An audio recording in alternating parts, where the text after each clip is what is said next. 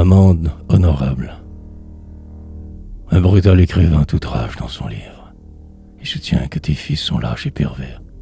Terre, moi qui t'adore et que ton souffle enivre, je viens te faire amende honorable en ces vers. Car c'est toi la beauté, la pureté suprême, fille des flots et chaste épouse du soleil, meilleure du genre humain qui de tes flancs essaime et retourne en tes flancs chercher le grand sommeil. Rien n'est bon comme toi, nourrice triomphante, qui depuis 100 000 ans, sans te lasser un jour, met aux lèvres de ceux que ton amour enfante plus de pain qu'ils n'ont mis de grains dans ton labour. Rien n'est fort comme toi, fière et robuste aïeul, qui n'a pas une seule ride au sein, ni sur le front, et qui, quand tout vieillit, se flétrit et meurt, seul, voit les siècles passer sans en subir l'affront.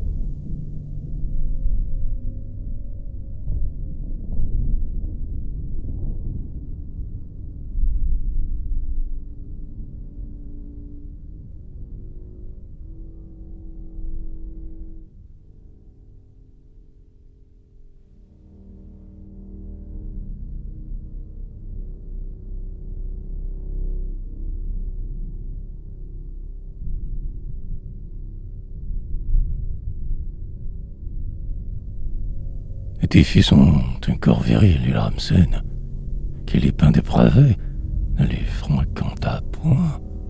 La vie au grand soleil ne fait pas l'homme obscène, et l'on n'est jamais vil, une charrue au poing. Non, il n'a pas vécu chez ceux qui l'ingérient, l'auteur du livre infâme où tous nos paysans sont des brutes creusant le sol avec furie, comme pour y cacher leurs instincts malfaisants. Non, il n'a pas compris leurs épouses fidèles, plus vaillantes encore souvent que leur mari, et, comme la ramène, étalant autour d'elles leur luxe de beaux gars qu'elles ont tous nourris. Non, il n'a pas connu nos franges jeunes filles, que les rudes des champs fait haut en couleur, qui vont riant, pieds nus montrant leurs chevilles, aussi chastes pourtant que la bruyère en fleurs. Et leurs frères, conscrits naïfs, encore imberbes, qui pleurent quelquefois en quittant le sillon, mais qui, 6 mois après, sont des soldats superbes, tenant droit le fusil comme hier l'aiguillon. Où les a-t-il donc vus, le corps mou, le cœur lâche, allant aux urnes comme au boucher leur troupeau, puis se faisant sauter les doigts d'un coup de hache lorsque leur a sonné de joindre les drapeaux? Et quoi, les rejetons des anciens volontaires, des troupiers d'Afrique à l'élan surhumain, n'ont plus rien des vertus chez nous héréditaires? Et voilà quels seraient nos vengeurs de demain. Non, non. C'est blasphémer l'armée et la patrie que de sacrifier les cadets aux aînés. De dire que la veine héroïque est tarie et que plus rien ne pousse en nos champs moissonnés. Ah, ne touche donc pas à ce valet de ferme, à ces fils de berger sur la lande grandis. Sous leur front dur éclair habite un esprit ferme, et sous leur blouse brun cœur chaud et hardi. Cyniques romanciers, laisse-les sous leur chaîne. Ne trouble pas leur air des senteurs de Paris. Et puissent-ils, au jour des batailles prochaines, n'avoir pas lu le livre où tu les as flétris?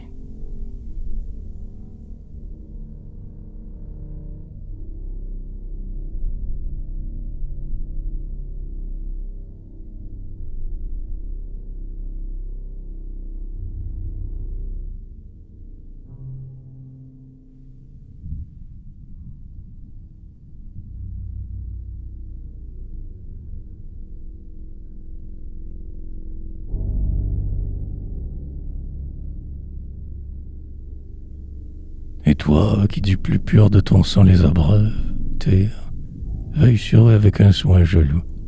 Conserve-les fervents par le temps des épreuves, toi qui gardes leurs sœurs vierges à leurs époux.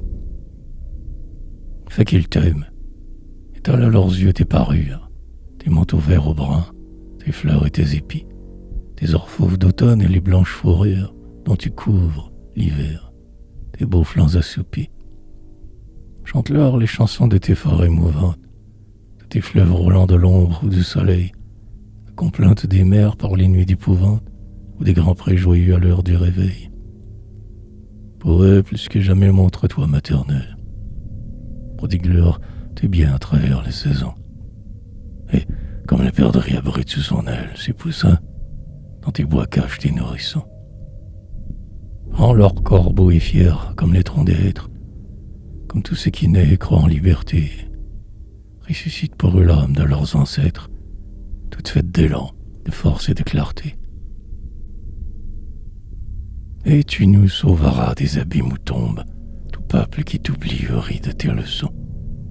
Car tu ne voudras point n'être plus qu'une tombe, ô mère des soldats et mère des moissons.